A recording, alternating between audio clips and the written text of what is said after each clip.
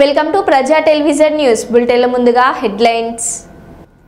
బెంగాల్లో హిందువులపై జరుగుతున్న మరణకాండకు నిరసనగా విహెచ్పి నిరసన గలం.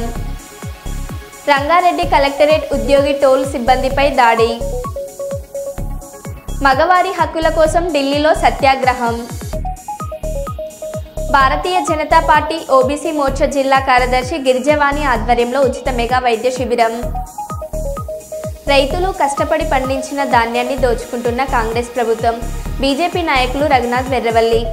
గంజాయి కేసులో ముగ్గురిని అరెస్ట్ చేసిన జైపూర్ పోలీసులు. ఇక వివరాల్లోకి వెళ్తే, జై బాపు జై భీమ్ జై సంవిధాన్ అనే నినాదంతో రాజ్యాంగ పరిరక్షణ కోసం కాంగ్రెస్ పార్టీ అధిష్టానం ఇచ్చిన పిలుపు మేరకు హజీపూర్ మండలంలో చివరి రోజు ర్యాలీ. గ్రామం నుండి గడాపూర్ గ్రామం వరకు కాంగ్రెస్ నాయకులతో కలిసి మంచిర్యాల జిల్లా డీసీసీ అధ్యక్షురాలు కొక్కిరాల సురేఖ, ప్రేమ్ సాగర్ రావు పాదయాత్ర చేశారు. ఈ సందర్భంగా వారు మాట్లాడుతూ బీజేపీ కేంద్ర ప్రభుత్వం రాజ్యాంగ సవరణ పేరిట చేస్తున్న ప్రయత్నాలు రిజర్వేషన్లకు ముప్పు తీసుకురావడమే లక్ష్యంగా కనిపిస్తున్నాయని డీసీసీ అధ్యక్షురాలు సురేఖ అన్నారు. రాజ్యాంగ నిర్మాత డాక్టర్ బిఆర్ అంబేద్కర్ ఎంతో శ్రమకూర్చి రచించిన రాజ్యాంగం వల్లనే ఇప్పటికీ బడుగు బలహీన వర్గాల ప్రజలకు ప్రయోజనం చేకూరుతుందని అన్నారు. ఈ పాదయాత్రలో market committee chairman Payyavula Padma, ముని, మండల కోఆర్డినేటర్ నాయకులు, మహిళా నాయకురాలు, కార్యకర్తలు పాల్గొన్నారు. పవిత్రమైనదిగా ప్రపంచంలోనే గొప్ప రాజ్యాంగంగా భావిస్తాము.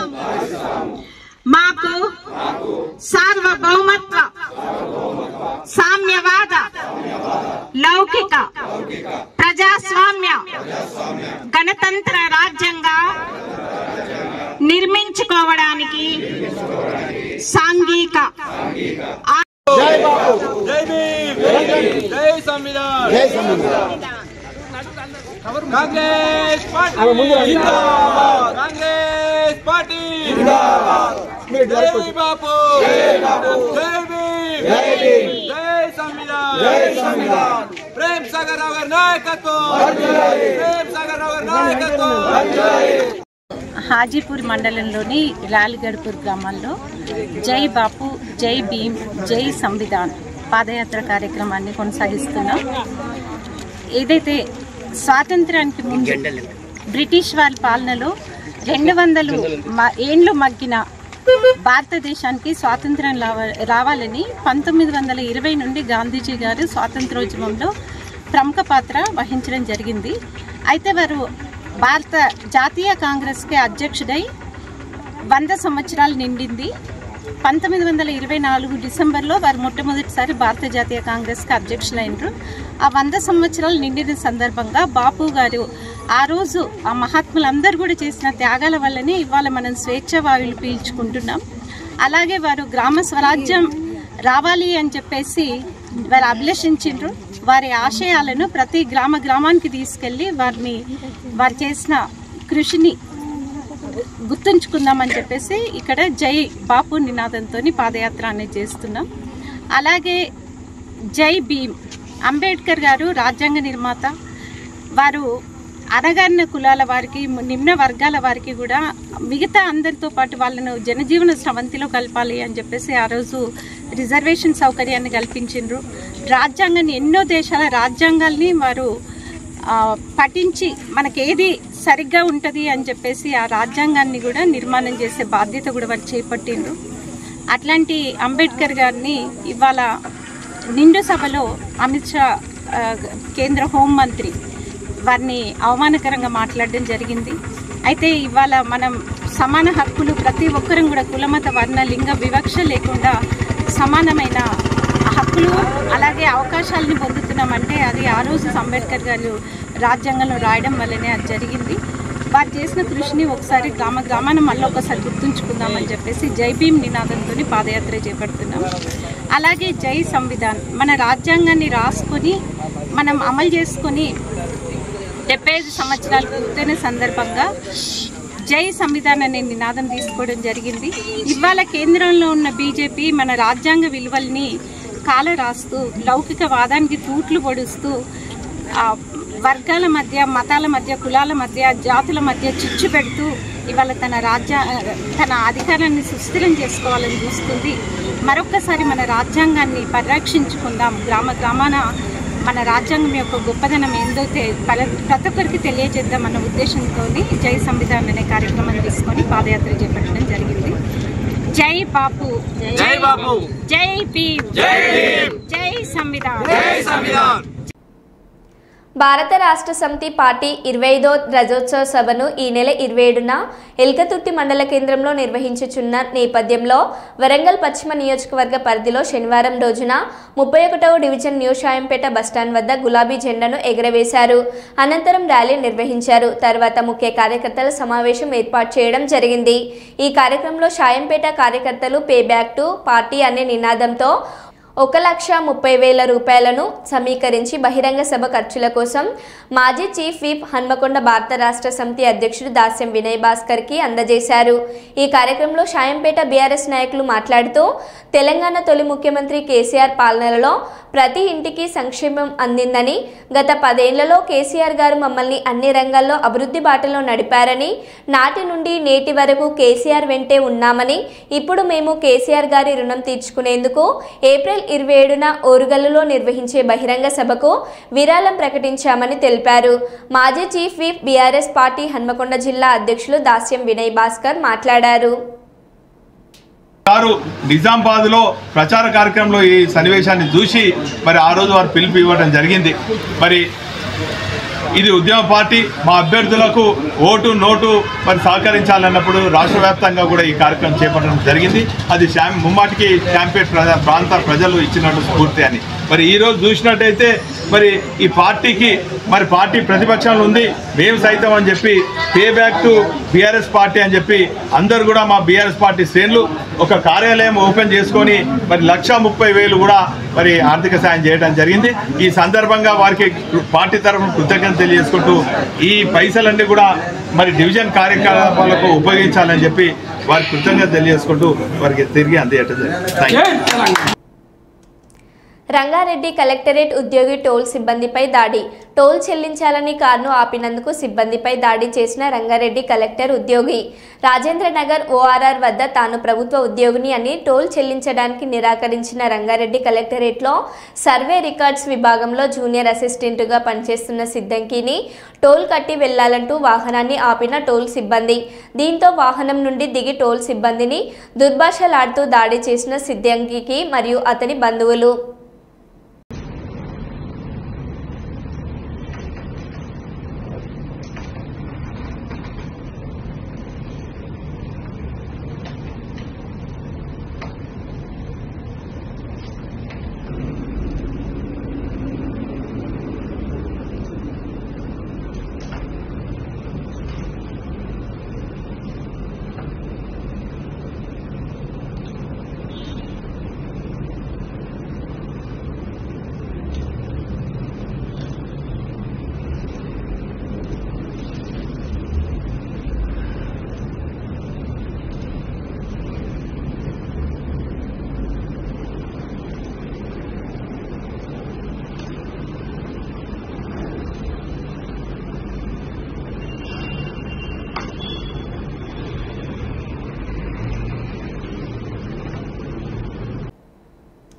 మగవారి హక్కుల కోసం ఢిల్లీలో సత్యాగ్రహం.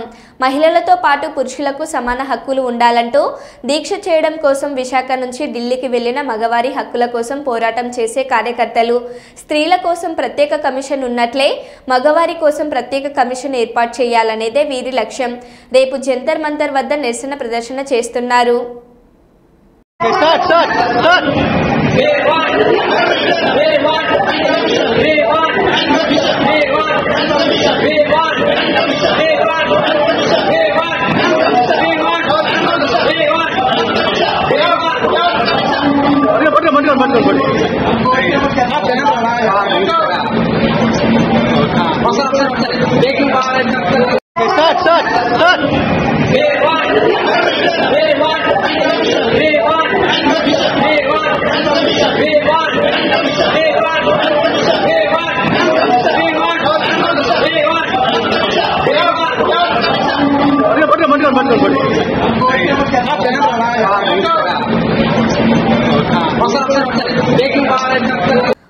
కోటపల్లి మండలం పారుపల్లి ఇసుక క్వారీ గోదావరి పరివాహ ప్రాంతంలో మరొకరు బలి. నెల రోజుల కిందట పారుపల్లి వాసి అదే క్వారీ వద్ద మొదటిసారి చనిపోయినారు. నిబంధనలకు విరుద్ధంగా అక్రమంగా ఇసుక తవ్వకాలు జరపడం వల్ల 30-40 ఫీట్ల లోతు గుంతలు ఏర్పడి వాటర్ లోతు ఏర్పడ్డాక 18 సంవత్సరాల విద్యార్థి నిన్నే బర్త్డే సందర్భంగా ఉత్తర వాహిని గోదావరి స్థానానికి వెళ్లి ఇసుక క్వారీలో పడి చనిపోయినారు. వారికి కోటపల్లి మండలం బీజేపీ పార్టీ తరపున వారి కుటుంబ సభ్యులకు ప్రగాఢ సానుభూతి. మైనింగ్ డిపార్ట్మెంట్ ఇసుక క్వారీ కాంట్రాక్టర్ బాధ్యత వహించి వారి కుటుంబానికి నష్టపరిహారంగా 10 లక్షల రూపాయలు ఇవ్వాలని కోటపల్లి మండల బీజేపీ పార్టీలను డిమాండ్ చేశారు. అందరికీ జై శ్రీరామ్. జై శ్రీరామ్. ఈ రోజు ఒక నిండు ప్రాణం, ఒక నవ యువకుడు 18 సంవత్సరాల పిల్లగాడు మరి స్నానం చేద్దామని ఆయన బర్త్డే ఉన్నది. మరి నదీ తీర స్నానం అంటే హిందువులలో ఒక ముఖ్యమైన పాత్ర వహిస్తుంది. నదీ తీర స్నానం చేస్తే ఎన్నో రకాలుగా పుణ్యఫలం చేసుకున్నట్టు అవుతుందని హిందూ పురాణంలో ఉంది కనుక ఆయన బర్త్డే రోజు ఈ రోజు స్నానానికని వస్తే మరి ఇక్కడ చూడండి, ఇక్కడ మీరు చూస్తున్నారు అటు సైడ్ ఒడ్డు సమానం ఉంది, ఇటు సైడ్ ఉంది. మరి ఇక్కడ చూస్తుంటే మనకు లోతు కనీసం ఇక్కడ గ్రామస్తులు చెప్తున్నారు 20 నుంచి 30 ఫీట్ల లోతు ఉంటుందని తెలుస్తుంది. కానీ ఇక్కడ మనకు అర్థమైతలేదు. మరి చిన్న పిల్లలు కానీ మహిళలు కానీ ఎవరైనా కానీ వస్తే అది ఏం లోతు లేదని దిగుతున్నారు. ఇప్పటికి ఈ నెల రోజుల్లోపు ఇదే దగ్గర మరి 2 ప్రాణాలు బలైపోయినాయి. దానికి సంబంధించిన మొత్తం డీటెయిల్స్ అంతా మా కోటపల్లి మండల సంబంధించిన మంత్రి రామయ్య గారు కావచ్చు, కాశెట్టి నాగేశ్వరరావు కావచ్చు, పెద్దింటి పున్నం చంద్ర కావచ్చు, మరియు మన పెద్దింటి లక్ష్మణ్ కావచ్చు, వీరందరూ ఒకసారి దీని యొక్క వివరాలు వెల్లడిస్తారని ఈ సందర్భంగా తెలియజేస్తూ మాట్లాడాల్సిందిగా కోరుతున్నాం. ఈరోజు పూరెల్లి అశోక్ అన్నట్టు ఆయన పిల్లగాడు 18 సంవత్సరాలు చదువుకునే పిల్లగాడు.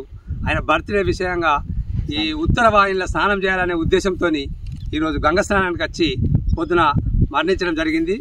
దానికి మేము చాలా సంతాపం వెలబుస్తున్నాం. ఈ క్వారీ కూడా ఇక్కడిది కాదని స్థానికులు చెప్తున్నారు. అది పలుగులది, అది భూపాలపల్లి డిస్టిక్ మాయాదపూర్ మండల్. పలుగుల నుంచి ఈ ఇసుక క్వారీ నుంచి తీసుకొచ్చి అక్కడ క్వారీలో మన కోటపల్లి మండలం పారుపల్లి గ్రామానికి చెందినటువంటి పూరెల్లి అశోకు మరియు అంతకుముందు కూడా ఒకరు చనిపోవడం జరిగింది. మరి పూరెల్లి శంకరయ్య, సావిత్రి వాళ్ళ తల్లిదండ్రులు పారుపల్లి గ్రామానికి చెందిన వాళ్ళు. పిల్లవాడు చదువుకున్నటువంటి విద్యార్థి.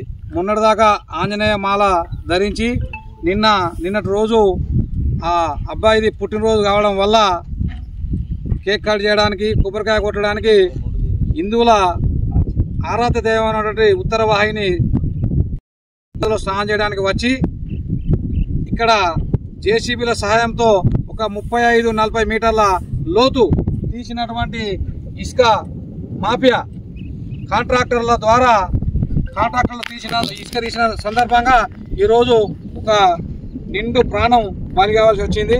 మరి ఇది కోటపల్లి మండలానికి కానీ పారుపల్లి కానీ ఇక్కడ ఎలాంటి సందర్భం ఈ ఇసుక రీచి సంబంధించి లేదు. ఇది పలుగులకు సంబంధించి భూపాలపల్లి జిల్లా మహాదేవ్పూర్ మండలం అట్నుంచి అటే తీసుకుని వెళ్ళాలి. ఇది వాళ్ళకి పర్మిషన్ ఉంది. కానీ మరి మొన్న అధికారులు కలెక్టర్ గారు కూడా ఇక్కడ రావడం జరిగింది. లోకల్ డిపార్ట్మెంట్, పోలీస్ డిపార్ట్మెంట్ కూడా రావడం జరిగింది.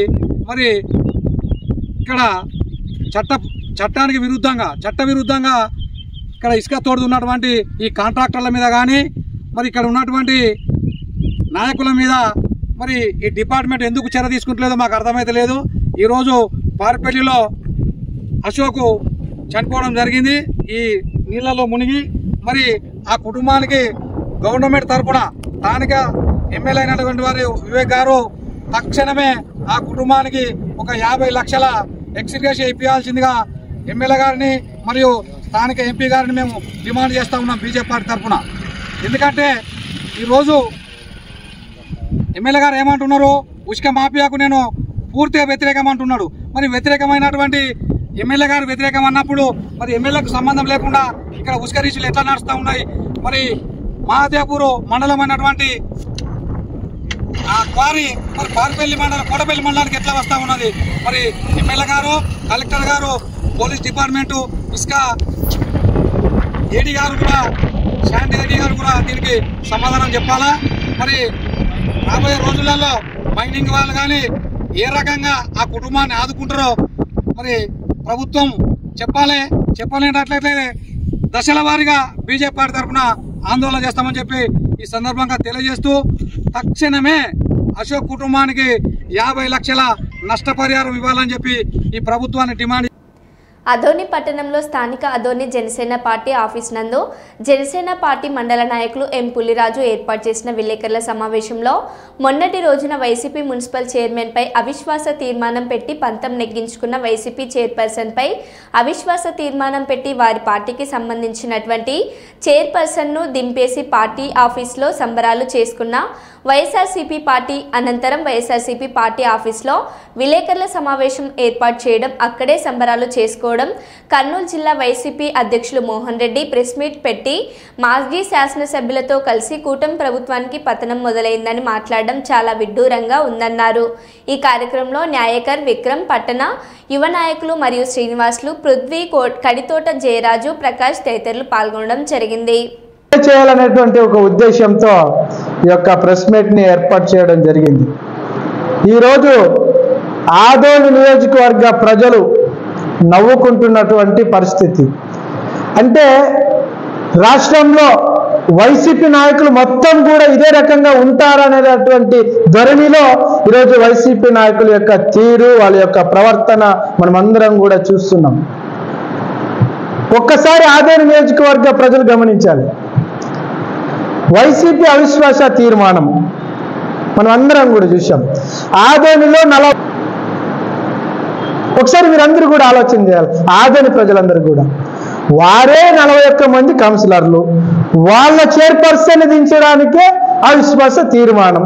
అంటే ఇది కేవలం ఆదోని నియోజకవర్గ ప్రజలను మభ్యపెట్టడానికి, ఆదోని ప్రజలను నమ్మించడానికి, ఆదోని ప్రజలను మరొక్కసారి మోసం చేయడానికి మాత్రమే మొన్న వారు చేసినటువంటి అడావిడి అనేటువంటి విషయాన్ని నేను మీడియా ద్వారా ప్రజలకు తెలియజేస్తున్నా.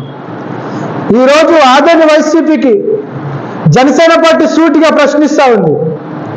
ఇప్పుడు రానున్నటువంటి కౌన్సిలర్ల ఎన్నికల్లో, ఇప్పుడు రానున్నటువంటి సర్పంచ్ ఎన్నికల్లో గెలవండి. అప్పుడు కదా మీరు బాణసంచ కాల్చాలి, అప్పుడు కదా మీరు అప్పుడు కదా మీరు దాన్ని ఏమంటారు, అప్పుడు కదా మీరు ఎంజాయ్ చేయాలి, సంబరాలు చేసుకోవాలి. మీ పర్సన్ దించుకోవడానికి మీరు సంబరాలు, ఇది కాదు. ప్రజలందరూ కూడా గమనిస్తున్నారు. ఏమని గమనిస్తున్నారు? చాలా మంది మమ్మల్ని ప్రజలు కూడా అడిగారు, ఏంటండి వైసీపీ వాళ్ళ చైర్పర్సన్ వాళ్ళు దించుకోవడానికి వారేదో పెద్ద ఇది చేసినట్లు, వాళ్ళేదో ఇప్పుడు రానున్నటువంటి ఎన్నికల కౌన్సిలర్లు గెలిచిన విధంగా సంబరాలు చేసుకుంటుంటే మాకు చాలా విచిత్రంగా ఉంది, ఎందుకు అట్లా తయారయ్యారు వైసీపీ నాయకులు అని చెప్పి ప్రజలు నవ్వుకుంటా ఉన్నారు. నేను ఈరోజు జనసేన పార్టీ వైసీపీని తీవ్రంగా ఖండిస్తా ఉంది. ఇప్పుడు రానున్నటువంటి కౌన్సిలర్లో గెలవండి. నేను ఒక్కటే ప్రజలకు విజ్ఞప్తి చేస్తున్నా, ప్రజలు కూటమి ప్రభుత్వంపై చాలా విశ్వాసంగా ఉన్నారు, కూటమి ప్రభుత్వానికి మద్దతుగా నిలబడినారు. రానున్నటువంటి కౌన్సిలర్ల ఎన్నికల్లో, రానున్నటువంటి సర్పంచ్ ఎన్నికల్లో 42 వార్డులకు 42 కూటమి కైవాసం చేసుకోబోతుంది అనేటువంటి విషయాన్ని కూడా ఈరోజు వైసీపీ నాయకులకి తెలియజేస్తా ఉన్నాం. మీరు అనుకుంటున్నారేమో గతంలో మీరు చేసినటువంటి తప్పులు కానీ, మీరు చేసినటువంటి అన్యాయాల గురించి ఇంకా ప్రజలు మరిచిపోయారు, ప్రజల్ని ఇప్పుడు మనము నమ్మించేటువంటి ప్రయత్నం చేస్తే ప్రజలు నమ్ముతారేమో అని మీరు అనుకుంటున్నారేమో. అది కుదరదు. ప్రజలు వైసీపీని నమ్మేటువంటి పరిస్థితే లేదు. ప్రజలు వైసీపీ పార్టీ ఆదోని ప్రజల్లో విశ్వాసం కోల్పోయింది. అదే మొన్న జరిగినటువంటి రిజల్ట్. జిల్లాలో, కర్నూలు జిల్లాలో ఇక్కడ బీజేపీకి 3000 ఓట్లు ఉన్నటువంటి నియోజకవర్గం ఇది. అలాంటి నియోజకవర్గంలో ఎన్డీఏ తరఫున బీజేపీ అభ్యర్థి మా ఎమ్మెల్యే డాక్టర్ పివి పార్థసారథి గారికి టికెట్ ఇస్తే 1,00,000 మెజారిటీతో గెలుస్తామని చెప్పి ప్రచారం చేసుకున్నటువంటి వైఎస్ఆర్సీపీ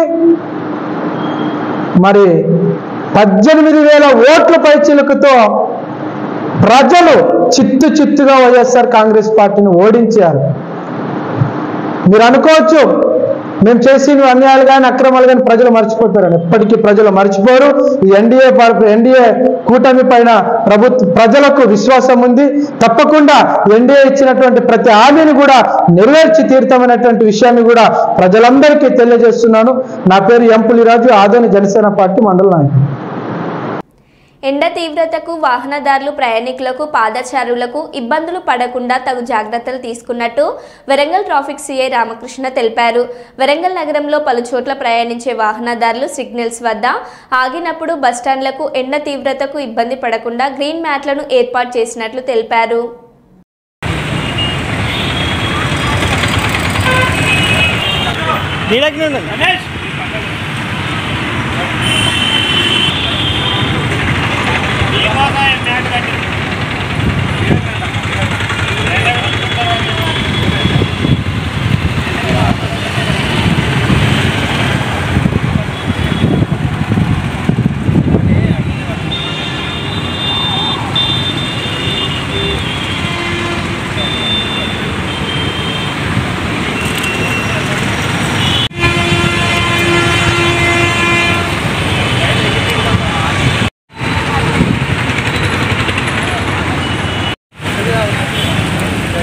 ఎండలు అందరికీ నమస్కారం. వరంగల్ ప్రజలకి ఎండలు విపరీతంగా పెరిగినాయి కాబట్టి వాహనదారులకు ఇబ్బంది కాకుండా సిగ్నల్స్ దగ్గర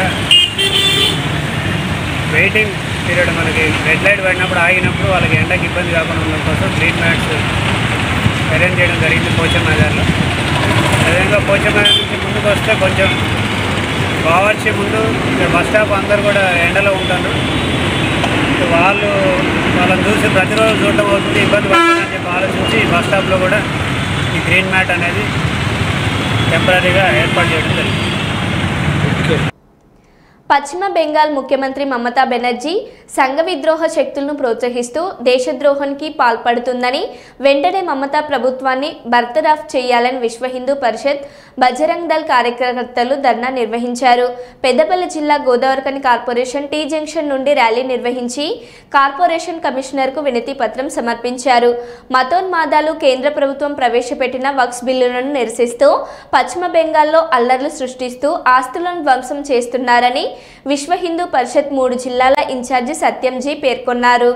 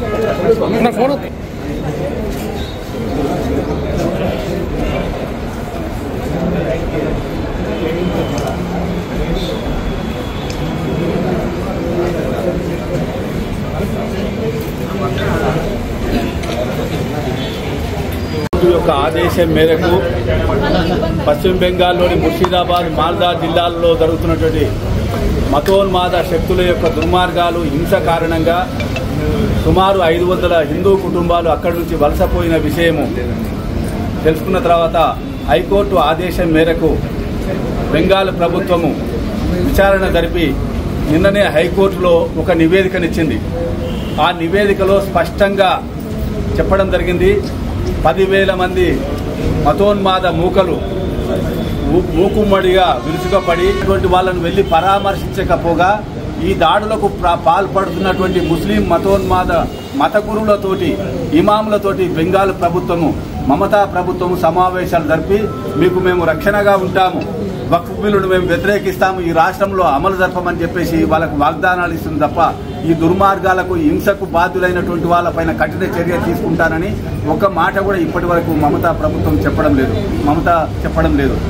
హైకోర్టుకు ఈరోజు సమర్పించిన నివేదిక ఆధారంగా రాష్ట్ర ప్రభుత్వాన్ని బర్తరఫ్ చేయవలసిందిగా స్పష్టంగా రాష్ట్ర ప్రభుత్వం యొక్క అసమర్థత కారణంగా రాష్ట్ర ప్రభుత్వం యొక్క అల్పసంఖ్యాక వర్గాలను బుజ్జగింపు కారణంగా పోలీసులు కూడా అక్కడ ఉన్నటువంటి రాష్ట్ర పోలీసులు కూడా సమర్థవంతంగా కఠిన చర్యలు తీసుకోలేకపోతున్నారు. ఎందుకంటే ప్రభుత్వం యొక్క నిర్లక్ష్య వైఖరి, ప్రభుత్వం యొక్క సంతృప్తీకరణ విధానం కారణంగా పోలీసులు కూడా సరైనటువంటి చర్యలు తీసుకోవడం లేదు.